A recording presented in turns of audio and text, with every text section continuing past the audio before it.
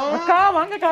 Tea சாப்பிடுறீங்களா, coffee சாப்பிடுறீங்களா, boost சாப்பிடுறீங்களா, ஹார்லிக்ஸ் சாப்பிடுறீங்களா, ஓவல்டைன் சாப்பிடுறீங்களா, மைலோ சாப்பிடுறீங்களா, என்ன சாப்பிடுறீங்க, உங்களுக்கு என்ன வேணும்? எனக்கு ஜாக்கெட் தான் வேணும். ஜாக்கெட்டா? இப்பதாக்கா தச்சிட்டு இருக்காருக்கா. தச்சிட்டு இருக்காரா? சாயந்தரம் வாங்கிக்கங்க. அவர் வந்து நான் கலரே இல்ல, அது வேற கலர் ஜாக்கெட். இல்ல இது கிடையாது, அது சைடுல எடுத்து வச்சிருக்காரு. சைடுல வச்சிருக்காரா? இது இப்ப அந்த அக்கா வீட்டு பக்கத்து வீட்ல இருக்காங்கல்ல, மல்லிகா அக்கா.